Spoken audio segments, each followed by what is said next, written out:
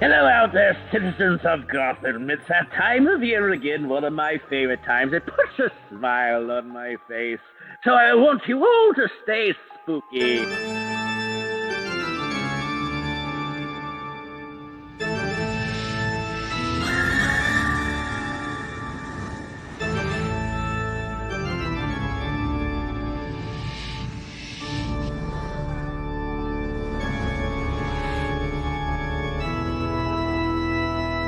By now there are no more screens.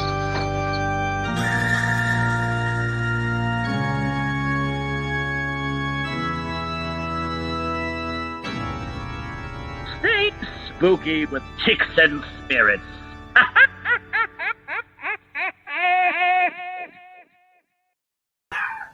Good evening, everybody. Welcome to another episode of Stay Spooky with Chicks and Spirits. I am your spooktacular host, Heather, and I'm super excited to be here with you guys tonight, and we are talking cults again. So this is the last episode of the cults, so we have great topics tonight. We're going to go with Waco, Manson, and Children of God. So just a few little things before we get started and bring our guest on tonight. So first of all, I want to announce that, Chicks and Spirits is going to be running some tours coming soon. So start looking for the links for those tours to pop up. We have August 14th. We're going to have Matt Warner is going to come all the way out and hang out with us for that tour in Sadillac. It's going to be a great time. So you guys watch for those tickets. They're going to go fast. We have another date, September 25th, and then we have some October dates. So they're going to be limited tickets. So I really want to stress to everybody to get your tickets when the links go up, because once they're gone, they're gone, and they're going to be some great events out there. It's a great location. You don't want to miss out. So just look for those links when they come out. That, and then I also want to announce that, Full Spectrum Universe is having their, year anniversary show. So Full Spectrum Universe, their first anniversary milestone event. So everybody check that out. That is Sunday, July 11th. It starts at 11 a.m. It's going to be on YouTube Live only. So make sure you guys are going to their YouTube page. You are subscribing to it so you can catch that event. So make sure everybody checks it out and subscribe to their YouTube page, everybody. And I'll be there later on that night, but they're going to have great guests all through the night. So take a look at that, flyer when you guys see it again, and look at all the great guests. So speaking of great guests, let's bring on ours. I have David Childers and Kirsten, Joy. I'm going to do that sometimes. And Ashley Storm. Okay. Is she in? There we go. Hi, everybody. Hi. How's everybody tonight? I was great. Yeah, I was doing good until I saw Ashley pop in. That's funny because I was doing miserable until I saw Ashley pop in. Oh, look at that. Hi, everybody coming into the chat. I like her better than you. And I wanted to let everybody know, I forgot to say before I brought you guys out, that the comments, everybody in the comment section, just, Rob, he puts them up there for me. So he's busy sharing the show out in the beginning. So go ahead and just chat amongst it. We see it. And later on, we'll bring up comments and any kind of questions. So, and one more thing before we get started. Look at me. I'm just talking, huh? I want to announce to everybody that me and Miss Kirsten are going to be starting a true crime podcast. So it's in the works. So yeah, we have a second podcast. This is going to be completely different. It's going to start off as once a month, and hopefully we're going to branch out a little bit more. Maybe we'll bring it to you twice a month. Let's see. But it's in the works. So everybody look for that. And we're excited. We love true crime, and we just want to keep diving into it. So we thought, hey, let's make a whole new podcast strictly for that. So look for that to develop. And I know she's super excited about it.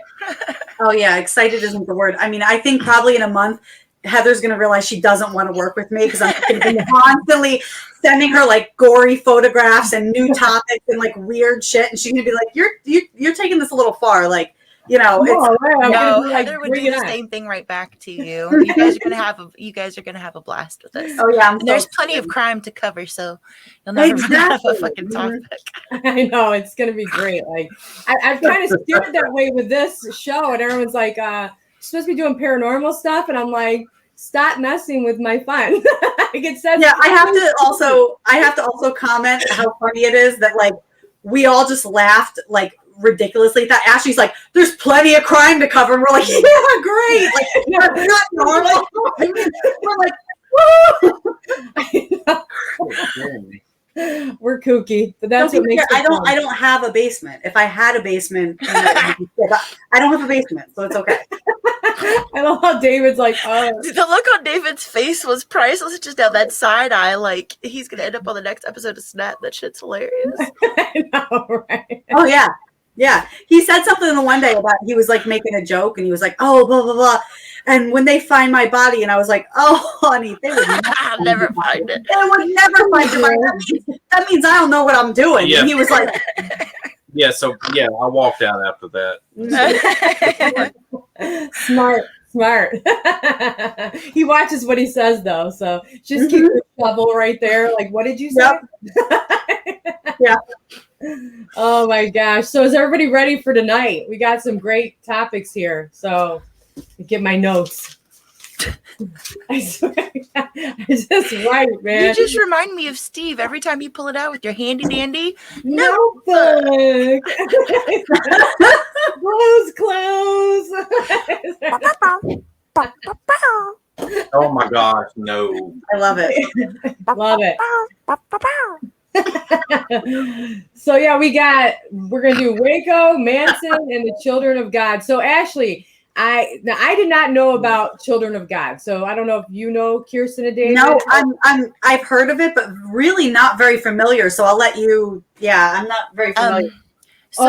They've been like the one that I've been obsessed with the most, like the one that I've researched the most. The first one that I ever heard about, it was actually the family. The Phoenixes, like Joaquin Phoenix, River Phoenix, their family, actually the Children of God cult was what their family was a part of in California. A lot of childhood stars in that time era, their families were a part of it because it was an open commune, like how most of them start, you know. And it was actually right before Jim Jones started the People's Temple. It was in the mid 60s. So it was right before that super heavy momentum of the movement of free love and everything in the early 70s. And Children of God is basically just a way to molest children from a ridiculously young age. And they indoctrinate everyone into being okay with using children as not only sexual partners, but videotaping them, making them videotape themselves. They actually still run to this day. No, at all. Yeah. And I've actually, on the last episode that we touched on them, I told you that I got in touch with one of the ladies who was a part of it. Her and her husband actually now run who the fuck is knocking like that? Sorry. My neighbors is being a dick. But her and her husband run, like, not necessarily halfway home. They run an escape foundation, basically. They help people who are not just Children of God, but anyone who was in a cult to get resources to come meet them safely. They pick them up. They bring them to secure places. They get them the right types of treatments, medical, especially the psychological aspects of it. I mean, it's pretty intense. And last time I read some of what she had written to me, and I'm going to finish that up because the conversation just got kind of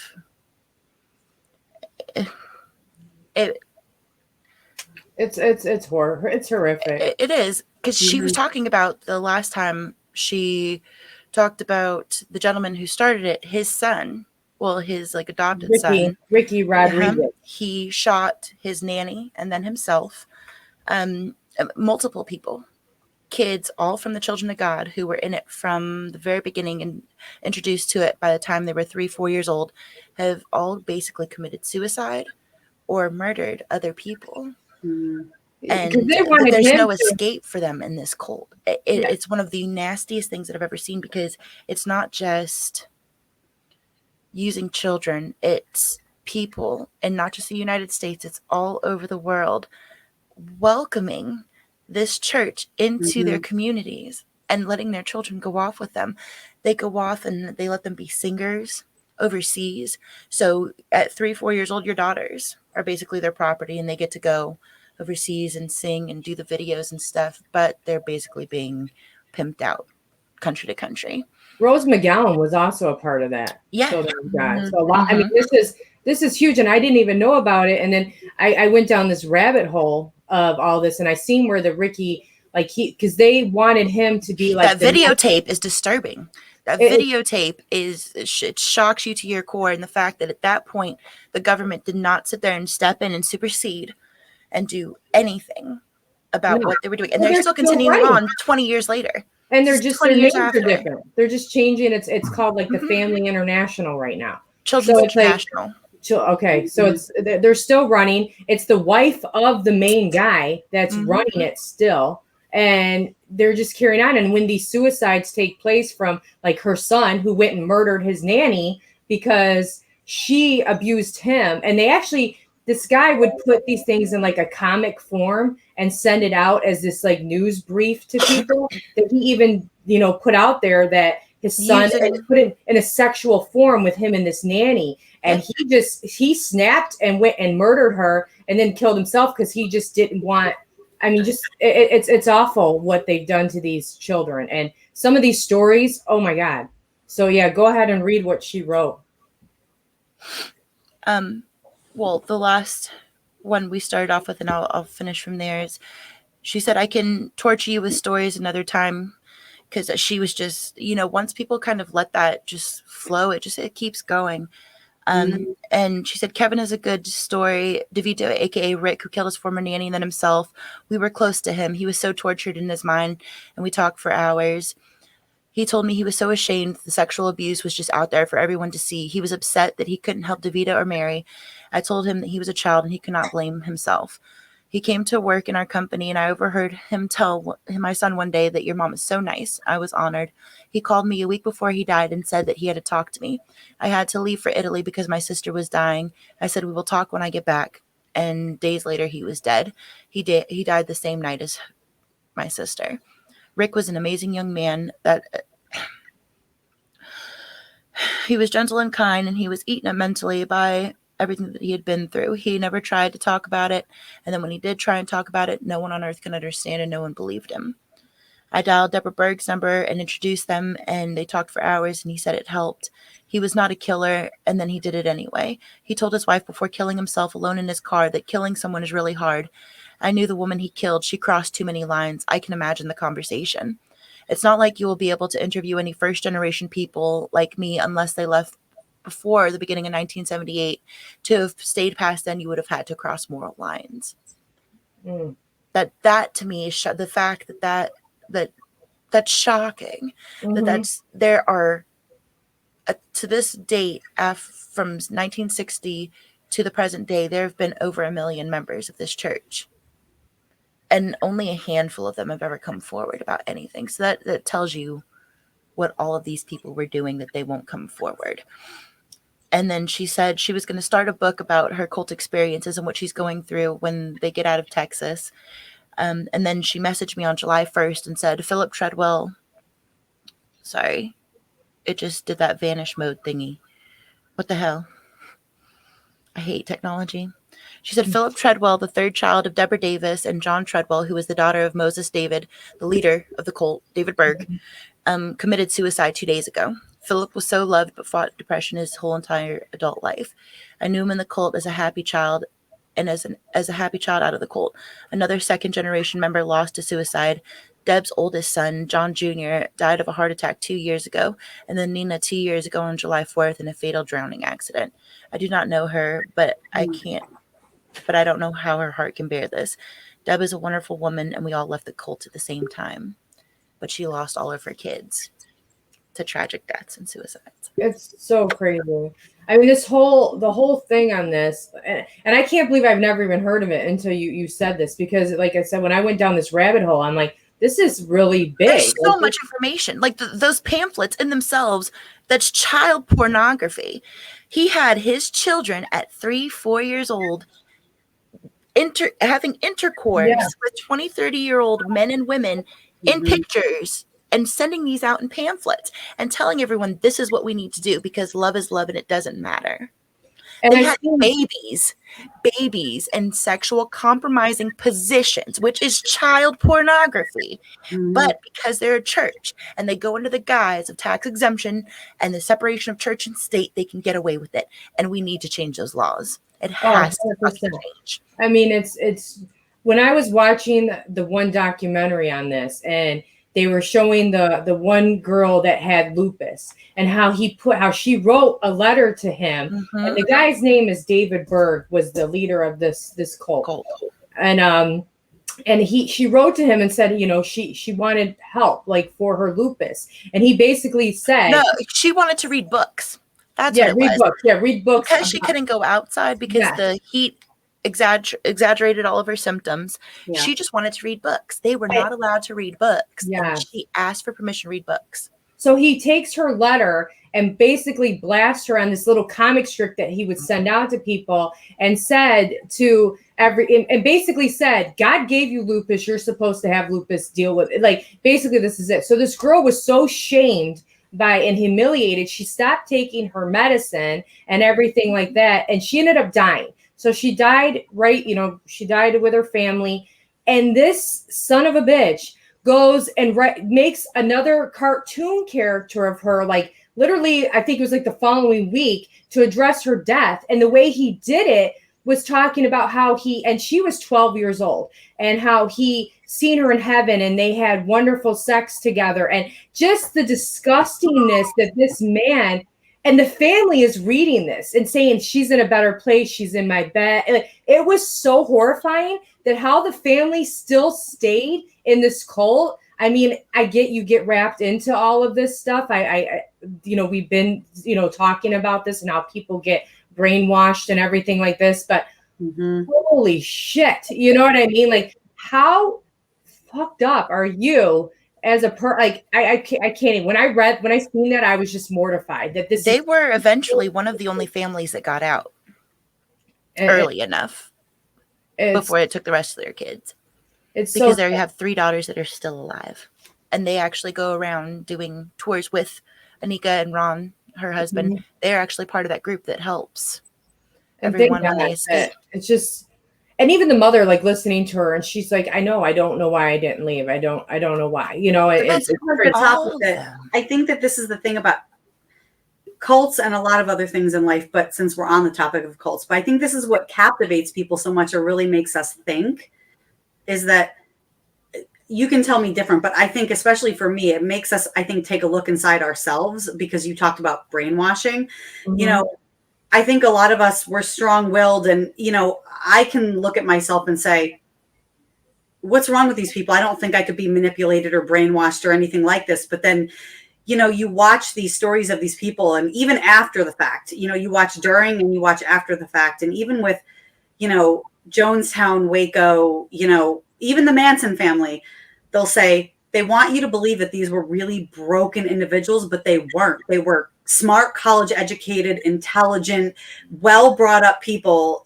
These were not stupid, broken, lost souls. They were actually, a lot of them were very smart, well, families, love, a lot of support around them. And it really makes you think, especially when a lot of them talk after the fact and say, I don't even know what happened. I think that's what makes us think, like, what did happen? Is it really, can we really be that easily manipulated, or, our thought process can be altered? Or is it like that mentality of the group mentality? Or it really, like, I'll sit and think sometimes, like, because I'm sure we all look back sometimes, whether it's about jobs, people we've dated, money, and we'll say, what the hell was I thinking? I knew in the moment I was doing something wrong, or it was bad, or but I did it. But now take it a couple steps forward to murder or to something like that. And it's like, where's the line before we say, I didn't even think I was capable of something like that, but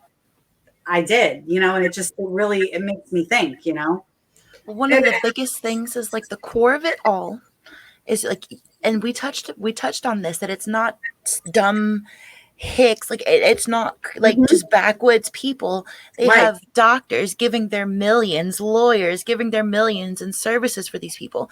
Rajneeshpuram was the perfect example of that. There was not a single person that lived on that compound until he started flying in the homeless people that wasn't like crazy wealthy before they signed everything over to him. And you have to think about the fact of the time frames that all this happened in.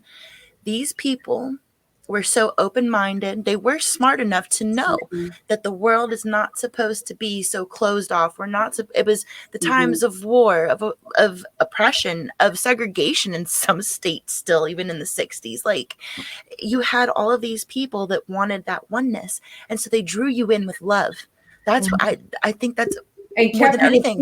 They drew you in with love and that promise of, or that hope of, it really can get better. We all can be enlightened and work together and love one another. And then it twists to fear. Absolutely. And then that's what they hold you with is fear. It started off beautiful. Central Michigan Paranormal Investigations has a comment. Let me see if Rob is going to pop that up. Rob, if you hear me, because it's a pretty interesting comment. There we go. So why isn't he up for murder charges on this? This is also happened recently when the girlfriend of the guy that wanted to kill himself. She basically told him to go ahead and do it. She was found guilty of murder because she didn't stop him from doing it. So why would this be any different? This person should have been brought up on charge. I think the reason why he wasn't brought up on charges on that girl with the lupus, I think that's what you're talking about, because that's what we're saying. But is because, just because he said they're protected by church and state. It was a religious choice. You can't sit there and make somebody get a vaccine because of their religion. The same reason you can't make them seek treatment because of a religion. And he had no fault. Yeah, and these people, and when it came to these newsletters, they were very hush hush. So nobody was really like giving these newsletters out. People were keeping them amongst the group. So it wasn't like it was given to the police or anybody had any knowledge of these letters that were going on, his weekly news reports, that he would do these comic strips that if you just even go look at the comic strip, and someone asked what was the name of the cult, Children of God. So if you want to look this up, and they go by multiple names now because they're actually still around, which is so freaking scary in this world when you have children and stuff and just these cults that are still around under different names. And actually the wife of this David Berg is still running this cult to this day. So it's his still like 50th wife. Fucking idiot. But she's still rocking it out, and it's just it's awful. It's an awful cult. It's sad, all of this stuff, and it's just, I had a hard time with this one. Like, I had a hard time watching it, especially watching these children do these videos. Like, this guy was having these videos made of these little children getting undressed and being sent to him.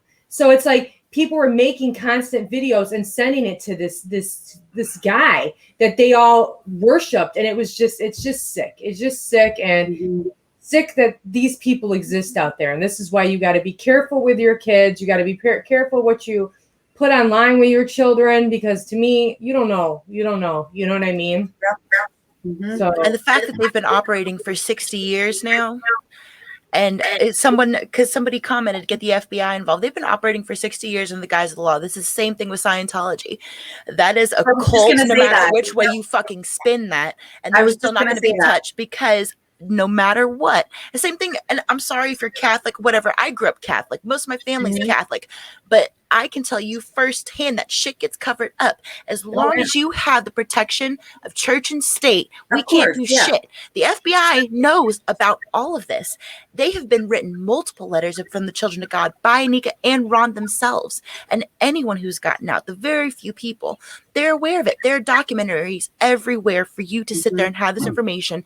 And you know why the FBI does nothing? Because they get kickbacks. And I don't care if they start busting down my door, they're a part of it too. At some point or another, there is someone inside of the CIA, FBI, all those government organizations that let this shit go on, that help them traffic. And I don't give two fucks. It needs to stop. It's all about money too. It's all about money. Oh, all about the payoff. Yep. What people are willing to look the other way when they get handed some cash is amazing. And it's so dreadful that this stuff goes on. So it's like, and it's just, to this day, they're out there operating, and there's rescue lines out there for people, and it's awful, and I feel it's just dreadful. So that one I was very shocked of, and this was a hard one to actually do, but it's out there if anybody wants to check it out. Be aware of it. You know what I mean? It is. Yeah, there's trigger warnings for that one, definitely. Because I wish I would have had that type of warning before I watched any of it. If you experience sexual abuse in your life, especially as a child, something, it's definitely trigger warning for that. If you watch any documentaries, because all of them are very in depth with. It's very bad. It's very bad what's happening, but. Make yourself aware. Just even if you look at the Google to know that this is something current where it's happening. You never know where something's. I didn't, like I said, I had no clue until you brought it up, and I was like, "What is this?" And I was down a rabbit hole because I'm just like clicking names and seeing that, and I'm like, "Oh my god!" I mean, and once you go down a rabbit hole, it's like, okay, it's 6:00 in the morning. Go to bed yet. I'm like, oh my god. And then you wake up at 9 and continue. I want to put my Batman uniform on and go save people. And I'm like, I gotta do something. It's like, oh my gosh, because it's just so dreadful. So yeah, everybody, that story, it's messed up, but definitely be aware of it. And he's a son of a bitch, and I hope he's burning in hell. And I don't care. Hell's not even good enough for him, dude. Like, there needs to be something worse for people like that. You ever seen South Park? How like the devil in South Park is cooking pineapples? Like that's the hell I'm thinking of right now. You know what I mean? So that's my hell, is that one. So okay, so we're gonna switch over now. You guys want to go to Manson or Waco? Where do you want to go? Hey, who was with the Unabomber? What cult was involved supposedly in that? And I know y'all seen Waco was Ruby Ridge, and Waco kind of like with the Unabomber. They didn't necessarily like intersect, but he did use the Branch Davidians did use that the same date.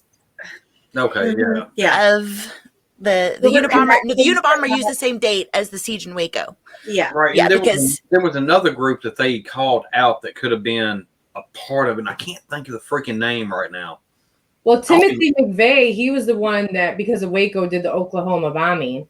That was all because of Waco. He was actually at Waco's site protesting that. Mm-hmm. So, and he was at Ruby Ridge too, protesting.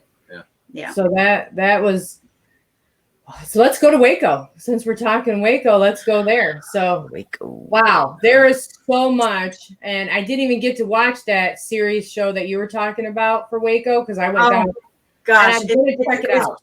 It is amazing. And it's funny because I loved the special so much. And I know there's like hundreds of specials on all these topics, but it's for anybody watching, it's just called Waco, and it was on either Netflix or Amazon Prime, and now it's still on Netflix. Okay, you have to purchase it now, I think, but it's amazing, and I could not turn it off. I watched every episode in a row, and then after that, it caused me to purchase 3 or 4 books. There was a book written by David Thibodeau, one of the survivors and one of the main characters in the show, who was there for all of it. He wrote a book about it. I bought that book. And then I bought a book called Stalling for Time, which was the main FBI, like the main negotiator who was in this tent communicating with David Koresh and really kind of actually working against his whole FBI team and sort of he was working on behalf of them and trying to explain these people in here are just families. They really are just families, and they're not being volatile. They're not being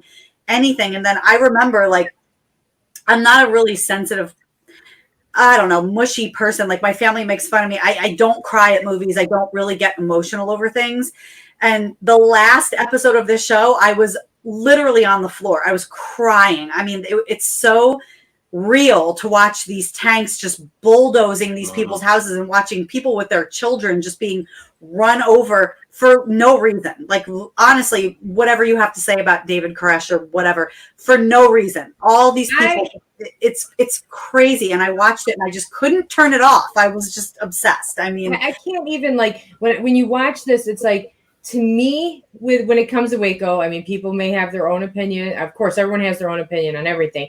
Yeah. But okay, so we have, everybody was participant. They all there was nobody being held against their will. You know what I mean? There was nothing. It was, I mean, we might think it's weird. We might think it's messed up at the end of the day, whatever. That was their beliefs. But for them to come in and ambush them and do, I feel like it was a fail on the government side and how they handled that whole Waco situation. And I mean, he was releasing children. He was releasing people to them.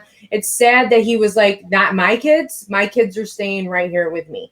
And it's sad for those kids and the people that lost their lives. But I feel like it was an epic fail. And I mean, they knew they had weapons. They knew it. So they went in there, pistols blazing on these people. And, they killed 4 ATFs, which that's awful. But they were being shot at. So if you're shooting at them, they have weapons. They're going to shoot back. So I don't know. It's the whole thing was they thought that they were a cult. And this is one of the things that like I still have an issue with is, were they really a cult? It was a church, and people, you have Mormonism where you can have more than one wife and you can have 1 billion kids. Like, you know what I'm saying? There are a lot of religions that just because like you can have a bunch of kids and wives, that doesn't mean you're necessarily doing anything like gross. You know what I'm saying? Like that level of cult that we think of when I know what you mean. Yeah. That underlying darkness. Everybody there was kind of by their own. Absolutely. And he was still preaching. Right. Like, it didn't get to a point where he was just like, I mean, some of the stuff he said was kind of bad shit nuts, but I mean, we listen to Baptist preachers. They talk in tongues sometimes, like, hello.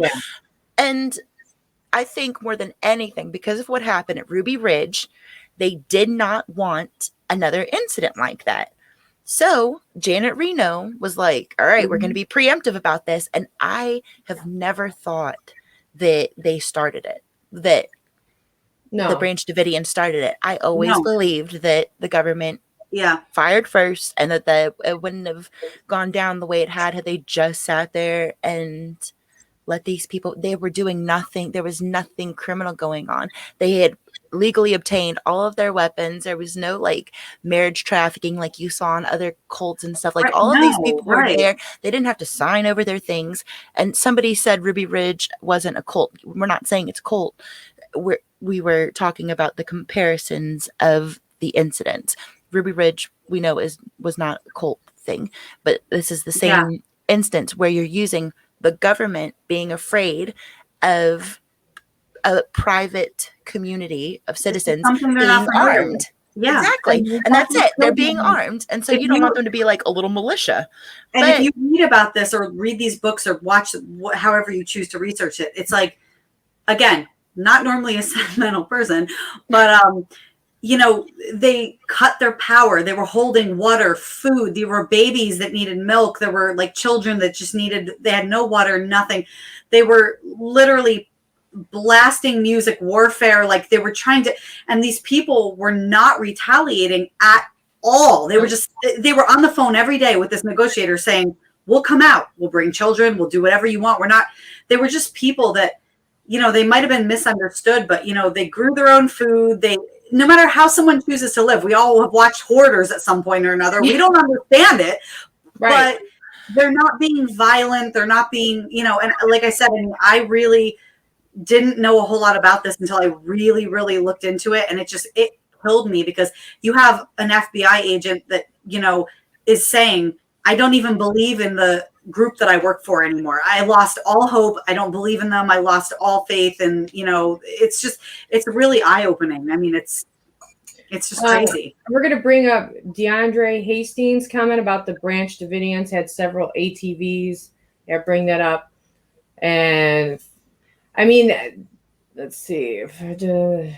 But I mean, they had stuff there. I mean, they obviously had stuff on their compound. You know what I mean? Yeah. But it was, the drugs, I guess. I don't know what kind of drugs they had in there, but for the, you know, a lot That's of what I'm people- saying. If it was just weed, y'all need to stop tripping. Like, but a lot of stuff, it's like this happens in a lot of places where there's drugs and there's, you know, look at all the, you know, just drug trafficking, and they don't go in with tanks and stuff like that, knowing there's children in there. yeah, they didn't even go that hard after Pablo Escobar. Like, the fuck?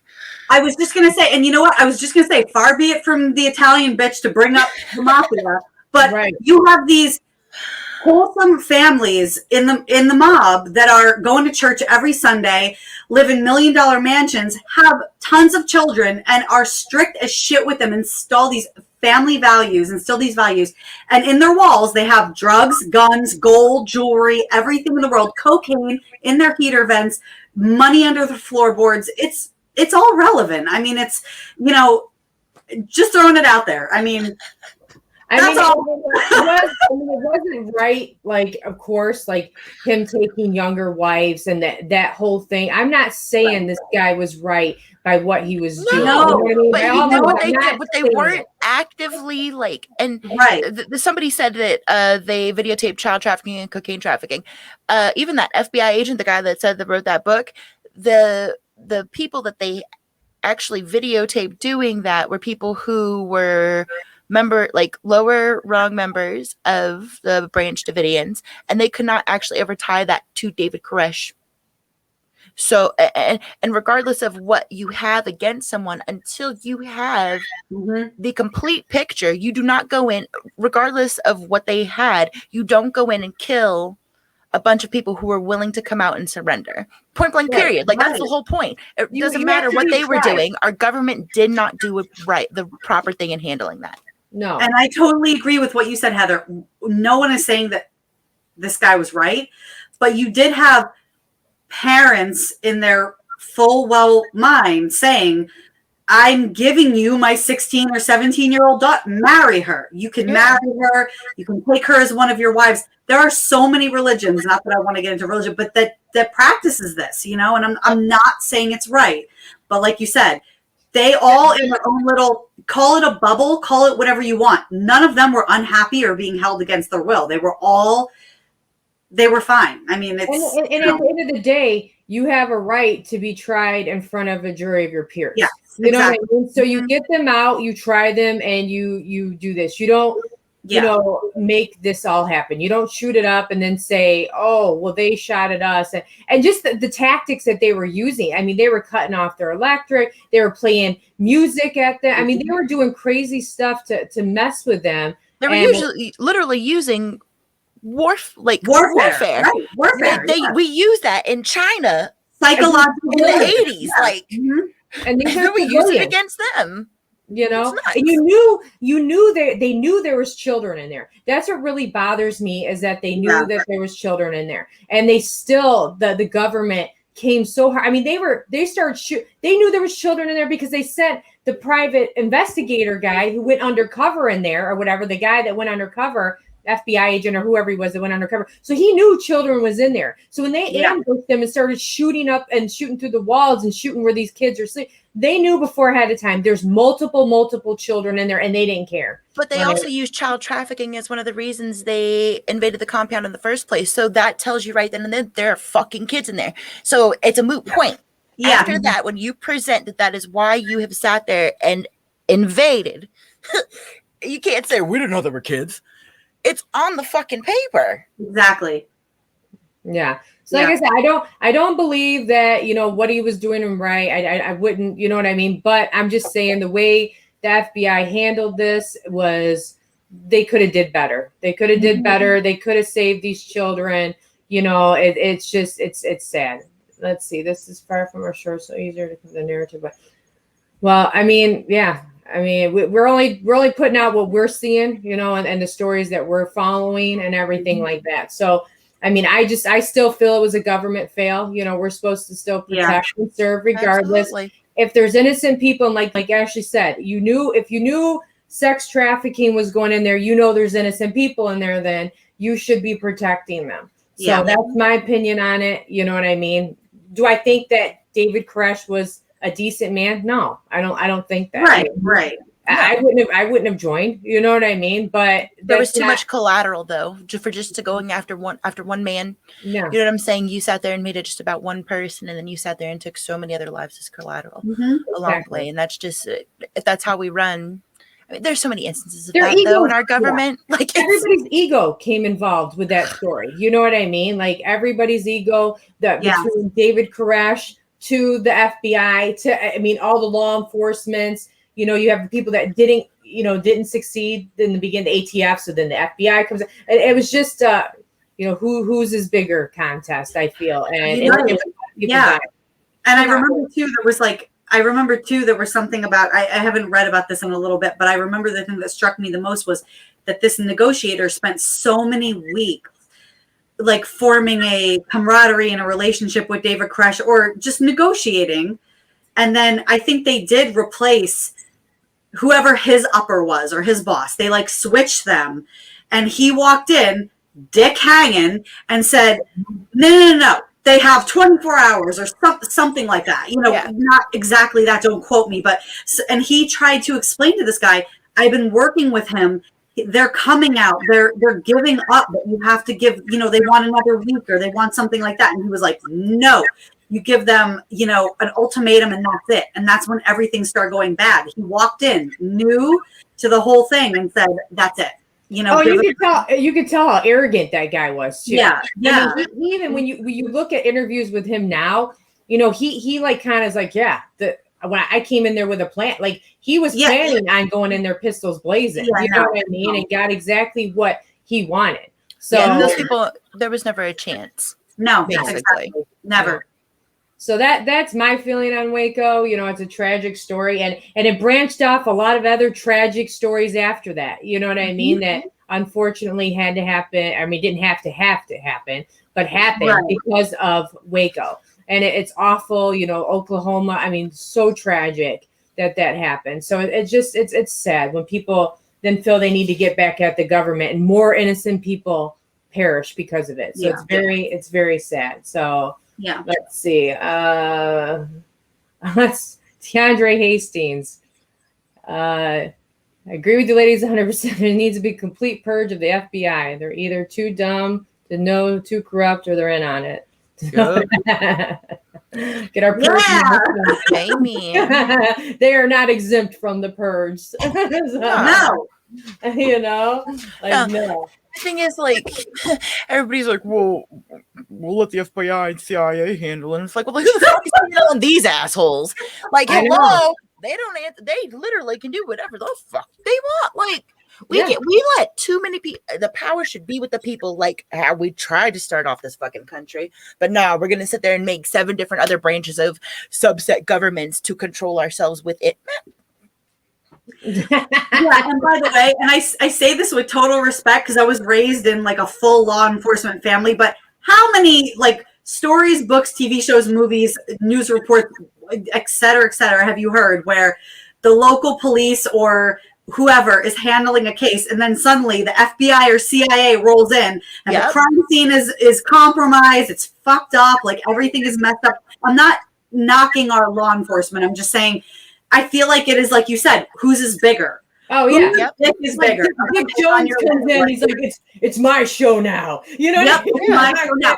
And then also that they have that power to go in, and if they know that it's to cover up something that their agencies are a part of, they have that power to swoop in and just sweep it under the rug. Like the fact that it's just. It's instant. They show up on the scene, flash their badge, and guess what? Nobody can dig any further. And if you do, you go to jail. Yeah. Or you come up missing. Or, stuff happens to you. You know what I mean? And things happen. And all of a sudden now you're 6 feet under. So it's like, it's very scary. Very scary. But that story is, well, Waco will forever, I remember when Waco happened, it was just, I don't know. When did it I think 93. 93. And because I was in, I'm not going to age myself, but I was in high school. I was 3 years old. I graduated in 95, so I just aged myself. And that's when the Oklahoma bombing happened, was in 95. And I was like, oh my God. I was just like, it's just awful and tragic. So I was still watching Fern Gully when it all happened. I was 3 years old. Fern Gully. Fern Guy. I used to call him Fern Guy because I couldn't say Fern Gully. I want to watch Fern Guy. nope, I was planning my life. Aging myself. All right, so we're gonna go off of that one, and that's how we feel about that. We're all government. You know, like, there you go.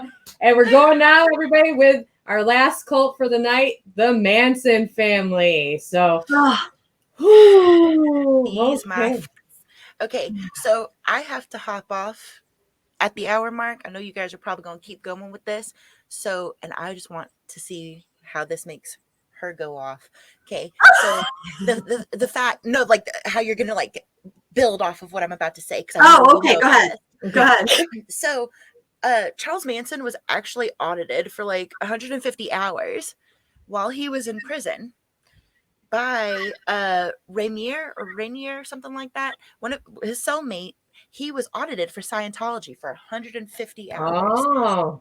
So he used what he learned from being audited for Scientology and incorporated that into how he got people to follow him.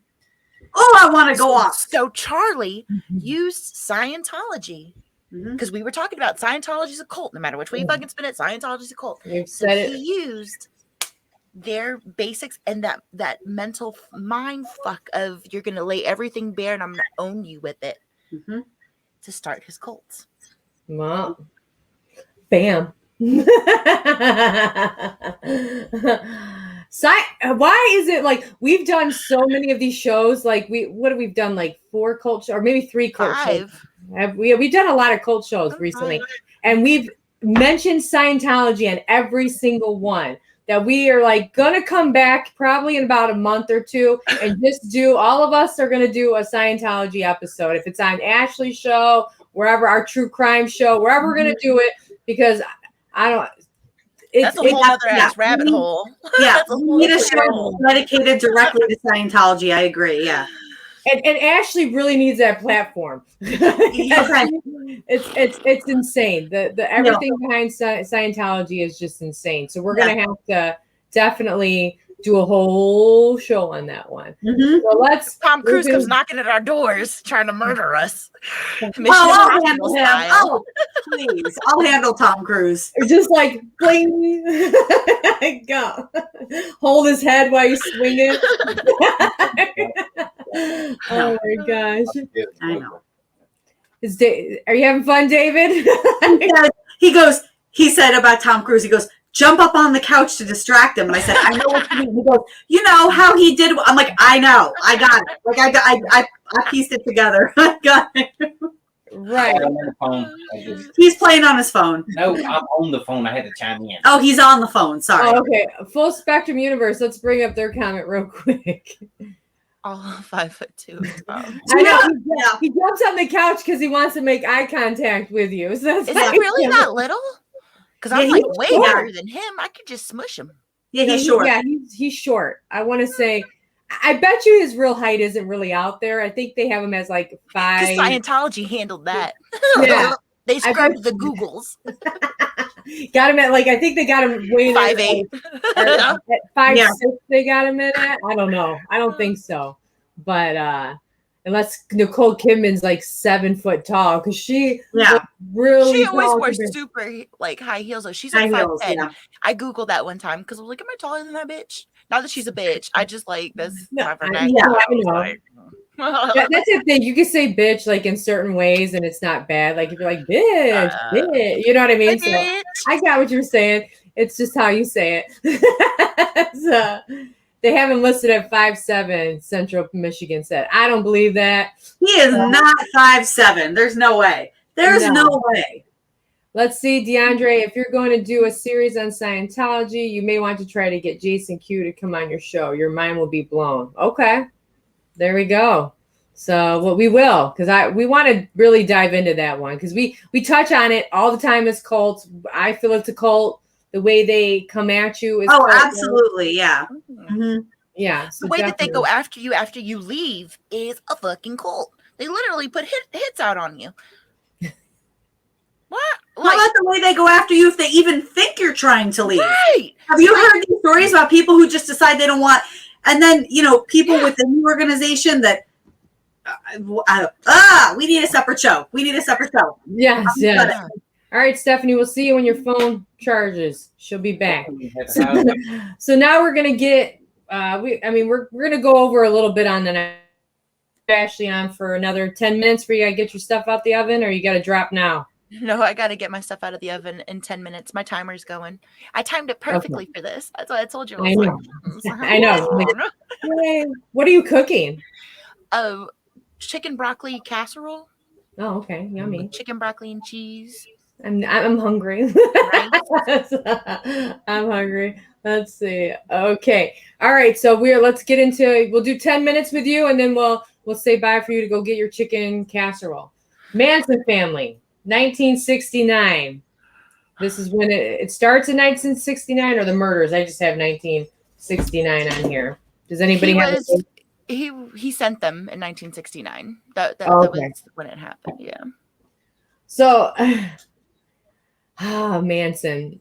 Now, it's a love-hate relationship with me, with Manson. You know what I mean? Because it's like he's super crazy, and I hate the crimes that he's done. Of course, I do not condone crime. I'm just fascinated by crime. Okay, so I get in all this. I feel like my camera just went blurry with my hands. I talk with my hands a lot. I think I just threw my whole camera off, but okay, there we go.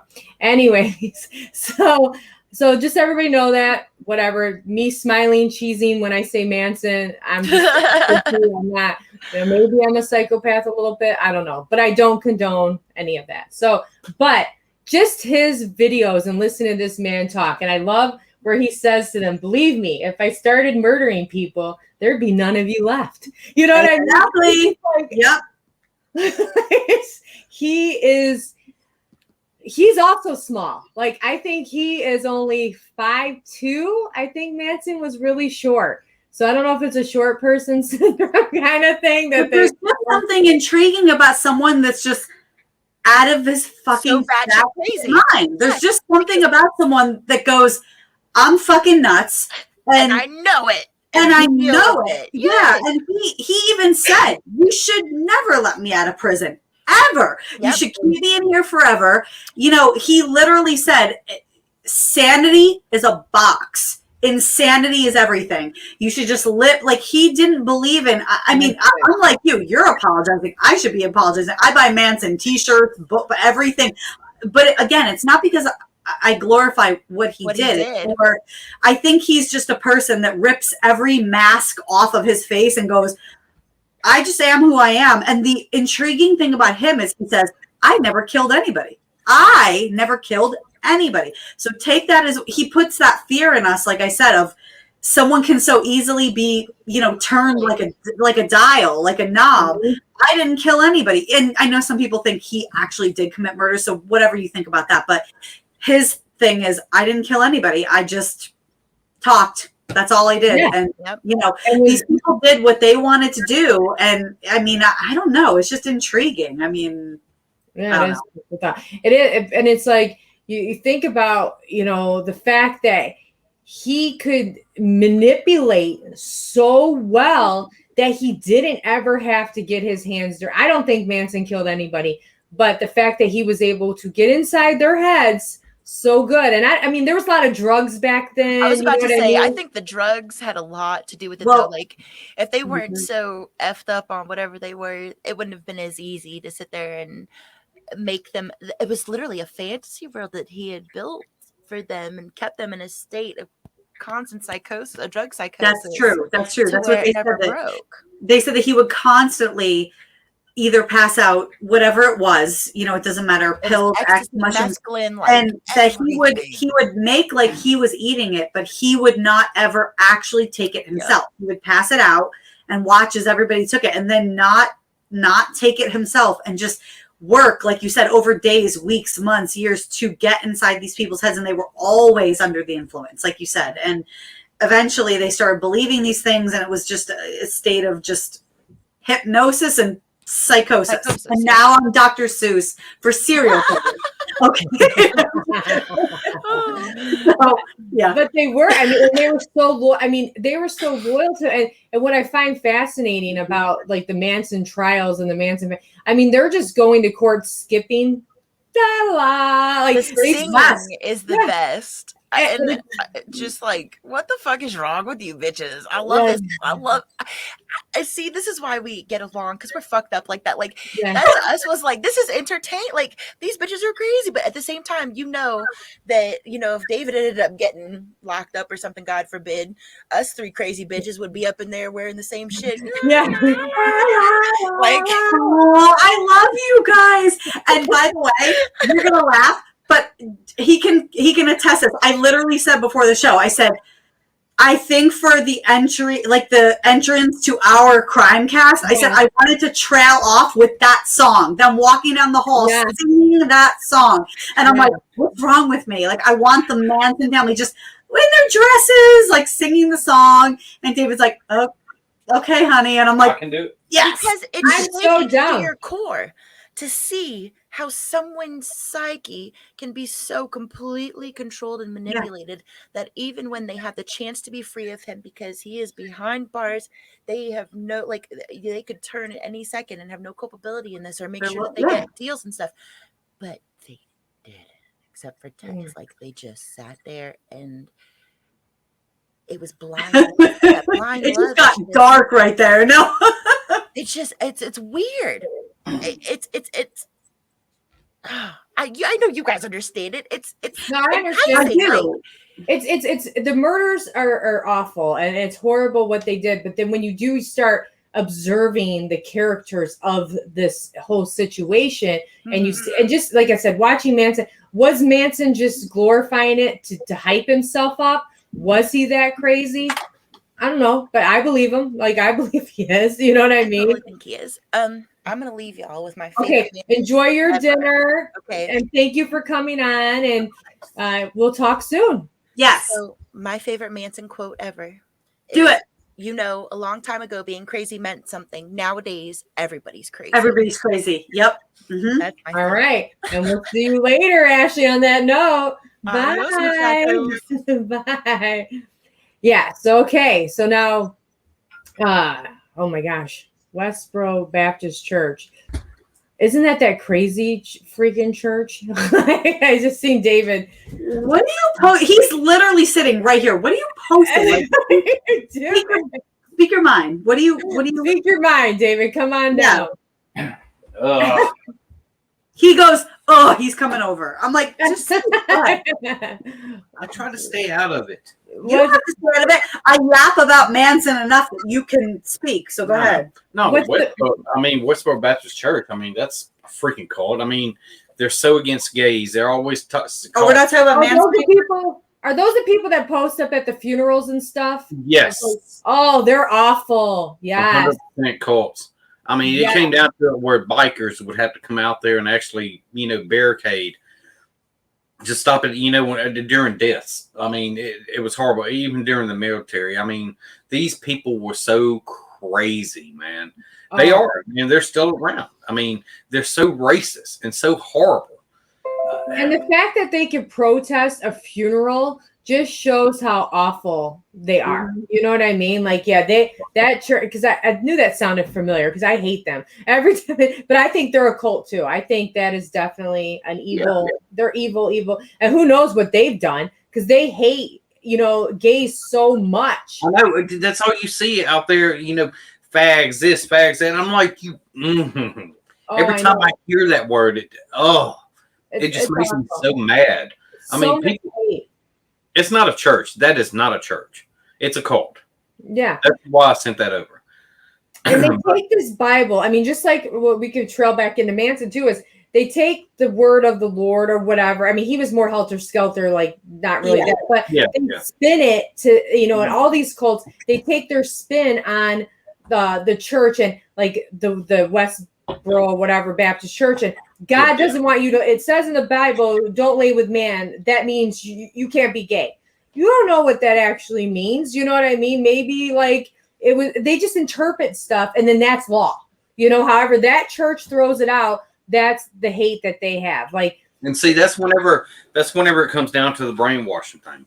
Mhm. I mean, they can be so manipulated and just, twist it around in their own way. Hey, look, this is the way I, see it. This is the way, I'm putting it out there. And people, there's so many people out there, I hate to say it, boy, it's true though, are so gullible and they feed into it. And it's sad that a lot of them, that they want to find a place, go somewhere to make them feel whole. Because they've been lost in life, but yet, like you said earlier, a lot of they weren't lost souls, but there are a lot of them out there that they got to find a place to go, make themselves feel better, and that's what they feed into. And I mean, it's just horrible. It really is. Especially Westboro Baptist Church. I mean, and all the other places. I mean, hate. Now, I'm sure God wouldn't want hate going around like that. Jesus wouldn't want hate going around like that. But I mean, hey, that's the way they put it out there. That's the way they translate it in their simple-minded, skull.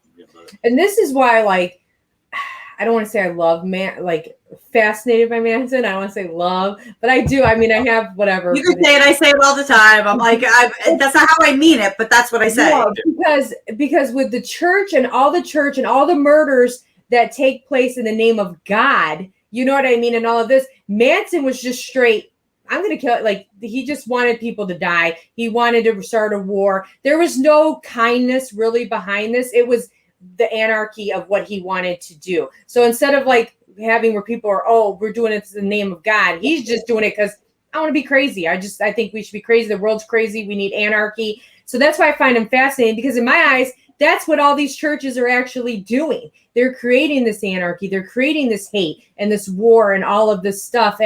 But they hide behind God. So it's right. You know what I mean? That's the thing I want to say that I find interesting, and I want to find the right way to word this without people hating me for this. But he went at it from a different approach, like years later, not even years, like a long time later, when all his followers and, the Susan Atkins, the most brutal one that, stabbed Sharon Tate when she begged for her baby and she said, no, I'm going to cut it out of you. Like the nastiest ones that were in prison their whole life, much later in their life said, after therapy and all this stuff, he wasn't a good guy. I realized I was manipulated. He was terrible. He controlled us with sex, drugs, alcohol. Really, break that apart. I'm not saying me, I'm just saying we as people right now, for pleasure and euphoria, what do we use? We take drugs, pills, marijuana, whatever, that give us a high, a happiness. We drink alcohol, it gives us a high, a happiness. We have sex, it gives us a high, a happiness. So essentially he did nothing that people haven't been doing forever. Like, the manipulation tactics that a lot of different cults use. These people came forward later in life and said, oh my God, he manipulated you. Well, he actually did it in a lot of, I don't want to say normal ways, because normal is very subjective, but he literally put a suggestion, or like he said, planted a seed. He tapped into whatever your darkness or your fears were. He found a way to do that. He took your insecurities, but didn't really do much. He had sex with you. He fed you ecstasy and alcohol, food, love, in the sun with horses and shit. I just described a vacation I would love to go on. No offense. But I'm making a point that he literally said when they went out to kill that night, he put them in the car. He shut the car door and he said, why don't you all go do what you think you should do? And they did that. He never said, kill anybody, murder anybody, stab anybody. And of course that's speculation. I'm just saying what I've read and what I have studied, but it's very interesting to me that he put them in this. And yes, some people say, oh, he manipulated, but no one ever said he raped me, he beat me, he forced me, anything like that. So it's like that's why I say it makes me look at myself, because I go, where's our line where we cross and say, what it makes me think of when the way you just described that too, it's like, it's interesting. Kind of like the Joker, the Dark Knight movie, where he wanted to make that chaos and he was like, okay, showtime, but nothing happened because those people had the choice to not do that. I know that was a movie or whatever, but in that moment, he wanted to make everything just go amiss, and everybody just turn against each other, but they chose not to. So at the end of the day, you're still your own vessel. You control what you do. If you, these people went out, they did what they did, and people can do stuff in the name of anybody. Like, my kids can go out and do something. We love our mom and do shit. And I'll be like, wait, that's not what I kind of meant. You know what I mean? But at the end of the day, it's their choice. If they follow someone and they say, if this is for Manson, I mean, yeah, he's talked to them, but I don't know. Like another one, Manson to me. So let's see. Bring up her comment. Let's see. She says, I was born and raised Catholic. As soon as I was old enough to know better, I was out. It's a cult, at least the church that I belong to. I never met more judgmental, awful people. You know what? I've been to a lot of churches, a lot. I've been Pentecostal, Baptist, Catholic. I mean, I've been to a lot of churches. A lot of them are hypocritical. Oh my gosh, they are. 100% hypocritical. There was one church, it was actually a Pentecostal church that I went to and actually was not hypocritical. And, it depends on what kind of religion that you want to follow. That's why I dabble in a lot of different religions to see where I best fit, what I can actually, go to. But anyway. It just interests me because I think so many people, and even the criminal justice system and everything, they want to put you in a box. You're either insane or you're not insane. Or, you're mentally disturbed or you're not mentally disturbed. And again, I want to make it clear, I'm not talking about murder or crime, but I guarantee we have each done stuff this week, this month, whatever, this year, where while we were doing it, we knew it was wrong, or we went, what the hell is wrong with me? Or we thought of something we've done. We might have even known it was wrong when we were doing it, but we went, well, curiosity killed the cat, or I have to figure out what's going to happen, or I'm just going to do it anyway. And that's what intrigues me is we all have that part of us, and it makes you think when you're in the highest moments of your life where you think you're deepest in love, or either way, you're at your highest moment, passionately in love, or your lowest moment where you're being really low. What could you be flipped to do? You don't know. I mean, we don't know. So many people that do things and say a day later, I don't know what happened. I know I've had moments in my life where I have been not blacked out, but where I've thought, man, if this had gone just a degree or two further, I don't know what I could have done. And so I don't think my point is this. I don't think there's these boxes that everybody can be put into, I don't think it's all black and white. I think there's gray areas, and it's 100%. And it's just like, we've all, and if people think, oh, I've never had, a thought of nothing. I mean, I'll say, yeah, you have. Like, there's always something but you just, I know for a fact, on my own craziness, I'm not going to say I'm a sane person, but I remember, I had a doctor who did a lot of surgeries on my mom and botched her, and that caused her downfall. And I remember walking behind him and this is when my mom's about to pass. And this guy, my mom probably put his kids through college with all the surgeries he put her through. And I remember walking behind him, and my thoughts were so bad that I'm like, I can just do this right now.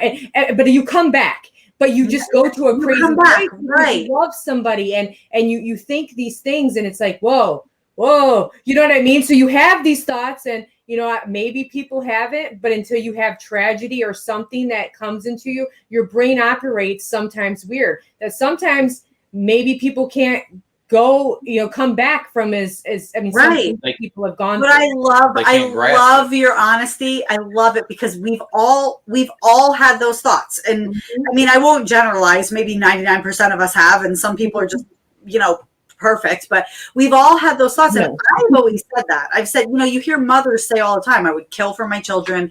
I would kill for my family, and I definitely say that. Somebody.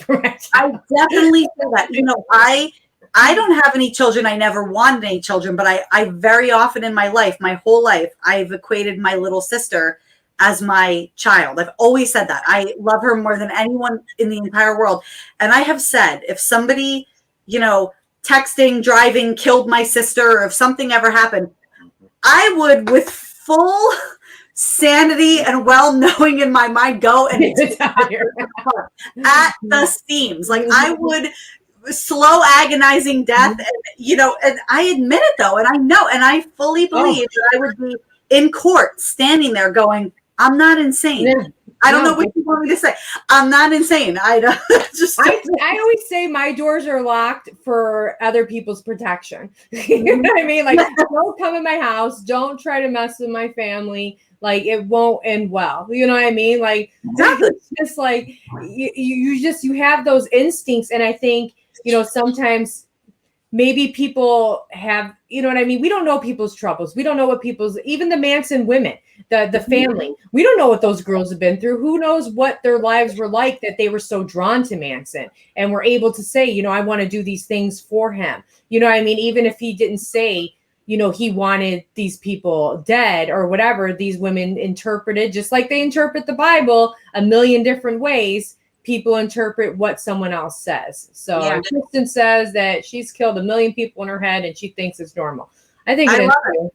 Yeah, I think it is true.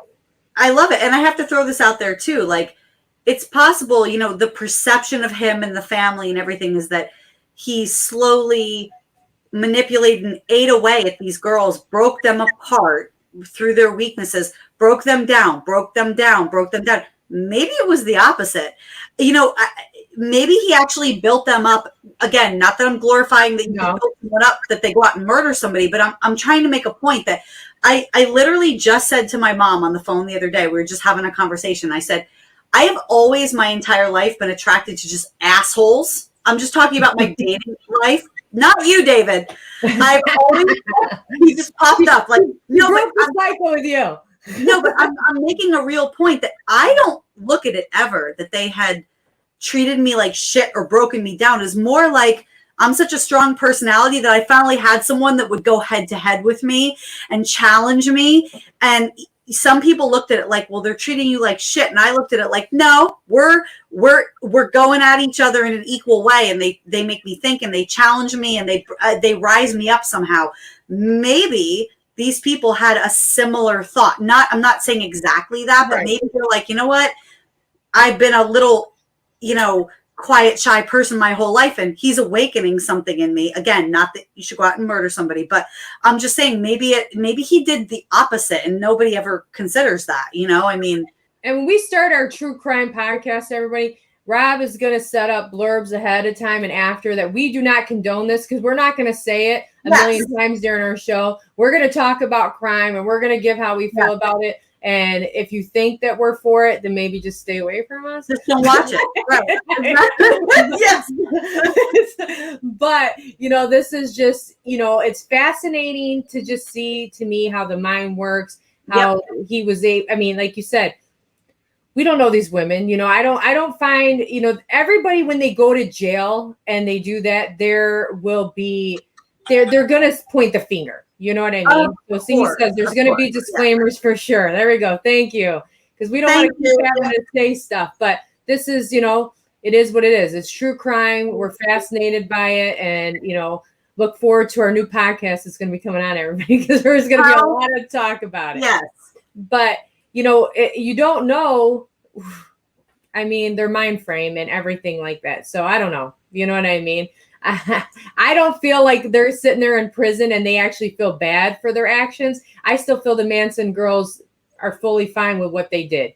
You can't skip through life. They were not, I don't think they were on drugs and they were skipping through the courts. You know what I mean? So they just want to blame him now because they've been locked up for so long. They want to get out and they're like, hey, let me put it on him. So exactly.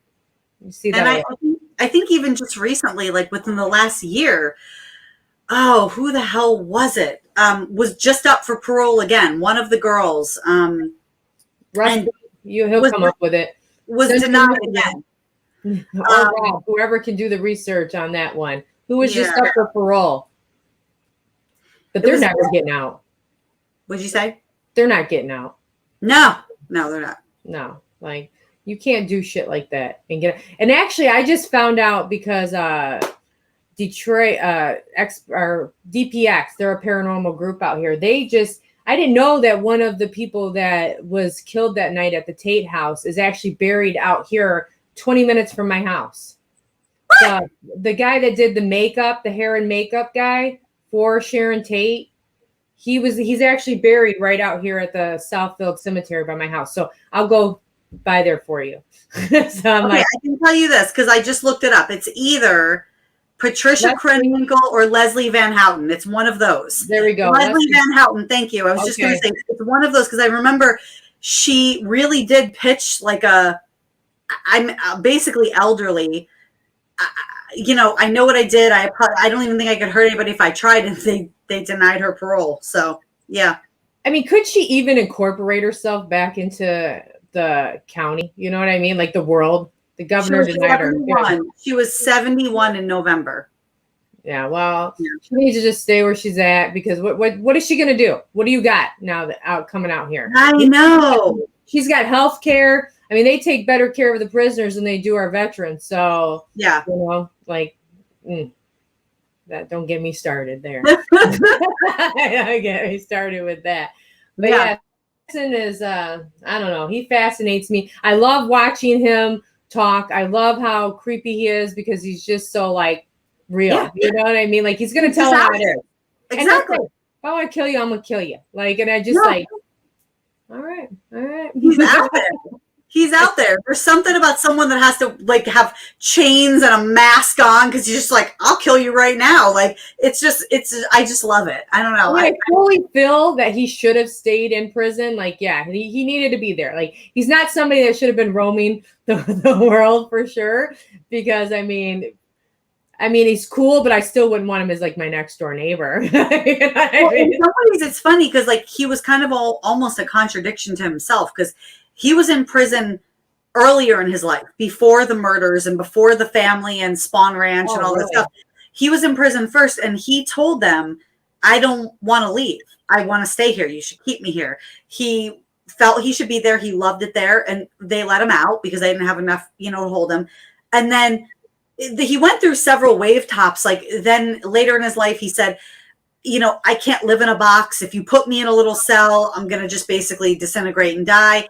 Then he would come back and say, we only live in our minds. As long as I don't see this cell, I'll live on forever. And you're all he kind of would go like back and forth, but it's interesting because he wanted to stay in prison. He didn't want to get out. So, and when he died, I know what it took like 4 months for them to finally get over the dispute of his body.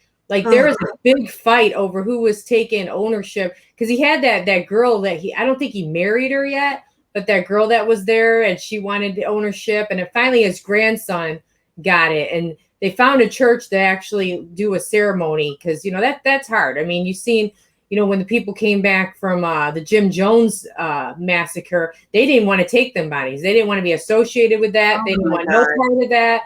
But here they found a church, and he said, look, I want to finally have peace and yada, yada, yada. And then they ended up cremating him, and wherever the ashes are, the ashes are. But it took 4 months for them to even settle that. His body was on ice for 4 months while they disputed it. I mean, that's ridiculous. I'm going to bring up probably the most cliche and, beaten topic possible, but I was pretty jealous. I mean, listen, I've been jealous of Zach Bagans thousands of times in my life, thousands of times, literally. But I was very jealous when he, everyone equates him to the paranormal, but his love for true crime it touches me more, like to my soul. And he got his hospital gown that he died in, his bones, his ashes. He got he got all this Manson stuff. He has it in his museum in Las Vegas, and then. He purchased a few the Lino LaBianca house, the second set of murders that was done. Yeah. He purchased that being such a Manson, I don't want to say fan, but being such a Manson follower. And then he just sold it again. He had it only for like a year or two. And I guess he didn't think he could use the house I don't know if it was for right reasons or wrong, but he said it's just not the right thing to do with this house. And he sold it again. But he bought the Rosemary and Lino LaBianca house and then bought all the stuff that Manson died, stuff from his cell, everything. And I thought, I know he has a serial killer room in his museum, but I literally said, I need to fly out there and I need to see this. I'm ready. Let's go I want to go to that museum. I want to go. I'm done. Vacay. Yeah, I don't care. The haters, blah, blah, blah, blah, Zach Bagans. I want to visit his museum. I've been dying to visit it. He's got Zach Bagan's money, so I can do all of that shit too. I know. I know. You know, Zach is actually, I mean, I've filmed with Zach a couple of times. I mean, he's a good guy. He really, I mean, he's a cool guy.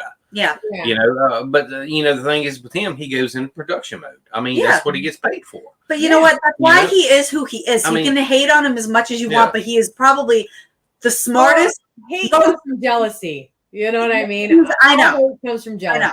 I mean, you know, the thing is, whenever we're filming with him, I mean, he sit here and he was like, "Here, David, I know you're waiting out here for a while. You know, we're trying to wrap everything up. Here, $50. Go buy you a steak dinner." Okay, cool. I mean, he really is a good guy. I mean, so haters are haters. The hell with it. Well, you know what? And no one, I mean, no one believes this, which is fine. But I don't really think I get jealous of people, which is why I think I have no hatred for anybody. I really think we should just support each other. And yeah, there are people who are ridiculous with certain things, but he took something and made it a multi-million, probably almost $1 billion, you know, thing. So, I mean, I want to see his museum though so bad. I can tell you, like, it might be like one of my top bucket list things right now. Oh, we're going. Is to just go to that museum, like, and. Well, let me know when, because I'm going. Absolutely. Okay. Oh my gosh, I want to go too. So yeah, you know, but people are like that. You know, people. There's always going to be jealousy and everything, and people hate it. It's unfortunate. I don't feel like that. Like I love when my friends get a big house. I mean, I've lived in the same place forever, and I like it. And it's like, oh, do you ever want to move? No, I'm fine. But I love your house. I think your house is gorgeous, but it's just not for me. But I don't hate on it. I think I love to see people succeed, but I don't know. Everybody's not cut from the same cloth. You know what I mean? They're not wired like, you know, other people are. You know, the thing is, what? No, good. I'm scared. No. You look at me like that. And I was going to just say, you hear it. I'm sure you hear it all the time in this field that every time someone gets anything, it doesn't matter what it is, the first thing out of their mouth is something negative. Oh, I don't know why he got it. I mean, he's so stupid. He can't blah, blah, blah. And have you seen his video? He uses this machine versus that one. And I would sit there and I say, I don't want to be friends with someone like that. Can't you just say, great, good for that person? That's all insecurities. You know what I mean? People have their own set of insecurities. And it's like, you know, and I noticed that when I got into this field too, but it's like, to me, it's like, well, you know what? I can just be genuine and keep loving everybody and do what I want to do. But stay back a little bit, you know what I mean? Because I think when people get wrapped up into stuff and they get cliquey is when it's like, because then you get someone that gets mad and they're like, well, you have to choose this side. Yes, exactly. And then next thing you know, you're getting unfriended by a million freaking people because your last name is Childers. But that's okay. I was waiting for you to say that. I knew you were going down that. What happened? You guys want to talk? Like, is this a Childers thing? Should I, like, you know, you should do this talk? It's stuff we won't mention. It's a long story about it. It's a long story, but I mean, the whole thing. That's what happens. So it is what it is. You know what I mean? Yeah. Like love us or hate us. I guess it is. Exactly. I mean, the thing is, you get out there, you work your ass off, you know, to do this, to collect evidence. Be right back. Okay. Oh, sorry. Collect evidence. I mean, and you all right? Yeah. But collect evidence to actually, you know, prove the paranormal exists. You do this for so many years, and then next thing you know, you put something out there, and it's just like, oh, well, I don't like that. That doesn't make any sense. I've been in the field for 40-something years, 60 years, or whatever, and that person's only been in there for like 10, and he's doing this. It's just like, dude, get out there, get your own mindset, work. I mean, do your thing, and if you find something, you know, I hate when people, you know, rip on other people's evidence. You know, it's like, don't do that. Like, if somebody's got evidence, like, support them. If they, you know, even if you don't like their evidence, there's no reason to be like, I don't like the way you did that. Who cares? They did. And to them, they actually made a connection with the other side. So let them experience that. I mean, I've been on an investigation before, and I've seen something pretty profound happen. And you know, the person that it happened to, they had a genuine experience with that. And another investigator from another team was like, that, you know, that was all fake. And it's like, Right. No, it wasn't. Because to them, I mean, it was crazy what I was seeing, but it's like, just because they weren't the one actually that did the experiment for it, and it did, you know what I mean? Like, they didn't think of it, and it worked. To me, it worked, and it was very profound, and they had to dog it right away. And it's like, that's not what we're here for. You know what I mean? You want to find these things. You want to support each other. You know, we want to be positive when it comes to this. And I know we've really switched topics on this, but you know, Zach Bagans and all his stuff. But we're after the hour. It's okay. But I mean, the thing is, I mean, you could tell whenever something's fake or not. I mean, there's stuff out there. You could be a skeptic. I mean, that, you know, that's what we're in the field for. We got to be a skeptic, and we have to sit here and tear it apart. Yeah, but I even have to play devil's advocate to that. Yeah. We're in a field that we believe in something. So I'm not saying this happens often. It probably happens 1 in a million times. But 1 in a million, someone gets something so unbelievably clear or profound that everyone says, it's faked, it's obvious. And we say, and that one person who had that experience goes, I am telling you, this was real. Yeah. And everybody else says, that's too real to be real. It was obviously faked. Exactly. And people are like, no. And it's like, what are you in this field for then? Like, I know we have to be skeptical and stuff sometimes, but Jesus Christ, like, support your people if they say, you know what I mean? Like, it's just crazy. Yeah, no, it is very crazy. And, you know, and support is just, it's so simple to do. It's free to do. It takes nothing out of you but a little support. It's free. You know what I mean? It's just a kind word. You know, just support each other, you know, just, and if supporting just means shutting your freaking mouth, then do it. You know what I mean? And just shut your mouth. I love it. I mean, we're not, in this field, we don't get paid for this, dude. We're out here to prove that the paranormal exists. We're out here to help clients and let them know, hey, look, something does go bump in the night. Let me come in and let me try to sit here and tell you it and you know, get the evidence to prove, you're not freaking crazy. Let me make your house feel like a home again. Yeah. And people a lot of them don't understand that. Yeah, but take it back to, like, let's step outside of the paranormal box for a minute. Take it back to like 50 or 100 years ago. What if I knitted a pillow that I spent 9 months on and I said, Heather, you can knit? I knitted this pillow. And you're like, that sucks. Why'd you use blue yarn? You should have used red. By the way, knitting is not your skill, girl. That you should just give it up. And so I go on to painting and I go, look, David, I painted a painting. And you go, you suck. Why would you, like, serious? But that's what I equate it to. It's like, why can't you just go, that's great. Even if you think it sucks. It's interesting. At the end of the day, it's going to be interesting. You know what I mean? Yeah, exactly. And sometimes just to see these investigators get so excited about it, I could never. You know what I mean? Like, I could never be like, oh, God. Exactly. Yes, thank you. Exactly. Like, what? You can't do that. This is my hobby. This is something I choose to do. And you just told me I should burn my painting. So, okay. Thanks. Now I want you to knit me something so I can say, oh my God, even if I actually took up crochet one time because they're like, oh, it's a good stress thing. So I'm like, all right, I'm freaking stressed out. So I'm knitting and I didn't know how to, like, do it back. You know what I mean? So I just was sitting there and had this long rope. And I'm like, and everyone's like, what are you doing? Like, it's supposed to help stress. We can use it as a jump rope. Just shut up. They're like, you know what? I am totally going to knit you a Christmas present. You're going to have a knit Christmas present. And I already know what I'm going to make you. It's going to be gross and murder related, but I'm going to knit you. I love it. Okay. Don't threaten me with a good time. That's awesome. All right. Well, I guess we're a little over the show, but this was fun and a good time. And let me see. Okay. Let's see. You guys need to plug anything? And we've been on here before. I mean, not this network, but you guys got anything? I know you got your one event coming up. You guys sold out yet on that, or you're getting close? Well, yeah, this Saturday, it's sold out. Stormy and Justin are coming up. Hawthorne Hotel, that's sold out. We do have Black Swan Inn.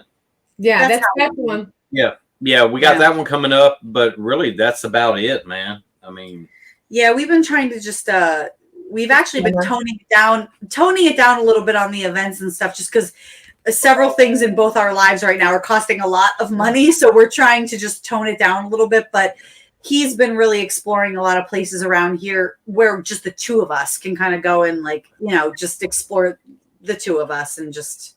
Maine Paracon. Paracon. Yeah, you got Portland, Maine Paracon is coming up too. Christopher Sanders has got that putting it on. Yeah. It's going to be a lot of awesome guests there, speakers and all that good stuff. So, yeah, that's going to be awesome. I was just talking to my husband and I said, hey, I want to drive up to New Hampshire and see, David and Kirsten. He's like, let's go this weekend. Oh my God. Yes, please come. Yeah, soon we'll drive up there and you guys will have to be around to some spooky stuff out there. Because I know you guys got some cool stuff out there. That's fine. I mean, but we have to talk about the coolest thing, which is this new crime podcast that we're going to be doing.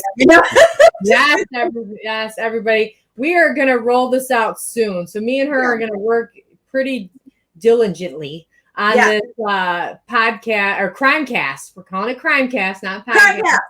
And we're going to get that going and we're going to have, it's going to be awesome. So we'll get that lined up and I'm excited. But thank you guys for coming on the show. Rob, don't kick me off completely yet because I'm going to talk a little bit before I get out of here. But thank you, Kirsten and David. I appreciate it. And Kirsten, I look forward to our new adventure. So, oh my gosh, absolutely. Call me. I'm going to call you. I'll text you after this. Okay. All right. Well, thank you guys. You have a good night. Bye. Bye. And he should be exiting you guys out in a second, or they'll have to do it yourself. There we go. Okay, everybody. So thank you, everybody, for joining in on this great show tonight. Once again, I want you guys to look for those links for our Sadillac tours that are coming out. We also have tours coming out. Thank you, everybody, for watching the show. Thank you for the good feedback.